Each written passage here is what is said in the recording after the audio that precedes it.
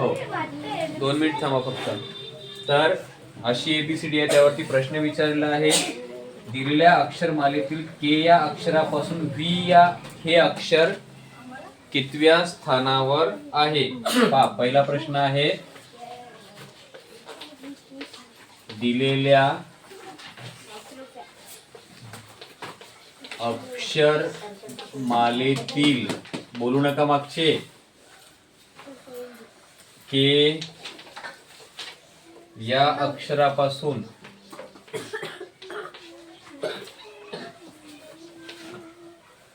Fee हे अक्षर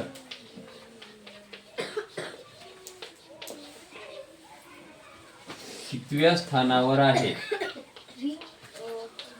कितव्या स्थानावर आहे. एक आहे 11व्या,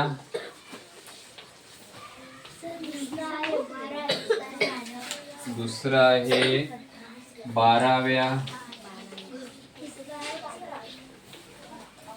तिसरा आहे 10व्या. आपसात बोलूच नका तुम्ही. आणि चौथा आहे 13व्या.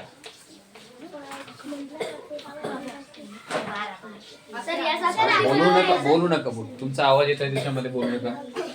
पहा काय सांगितलं, के बघायचं, के कुठं आहे, इथे आहे. हा के या अक्षरापासून फी हे अक्षर कुठं आहे, व्ही आपला, हा फी हे अक्षर, याला जर पकडलं समजा 1 2 3 4 5 6 7 8 9 10 11 12, तर कितव्या नंबरला होत आहे ते 12व्या.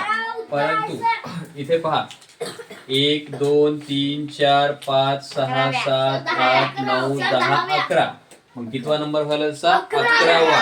कारण या अक्षरापासून म्हटल्यामुळे तो किती नंबर लिहायला पाहिजे, 11व्या. दुसरा प्रश्न, दिलेल्या अक्षरमालेत के या अक्षराच्या तुलनेत आर या अक्षराच्या अधिक जवळ असलेले अक्षर कोणते. मी 1 मिनिट सांगतो, थांब. तर मग जर आपण लावलं तर केला पण धरायचं. काय केला पण धरायचं त्याच्यामध्ये. नाही केला न धरतच केलं ना आपण. के या अक्षरापासून त्याचा नंबर किती नंबरचा आहे, प्लेस आपल्याला बघायचं असते ना. 1 2 3 4 5 6 7 8 9 10 11 नंबरला आला तो, बरोबर आहे. हा दुसरा प्रश्न जो आहे तो प्रश्न असा आहे की के अक्षराच्या, मी शॉर्टकट मध्ये लिहितो, के जे अक्षर आहे, के या अक्षराच्या तुलनेत म्हणजे या दोघांची जर तुलना केली, कंपॅरिझन जर केलं, तर आर अक्षराच्या अधिक जवळ असलेले अक्षर कोणते. आता आपण जवळच लिहू, इथे जवळ असलेले अक्षर कोणते.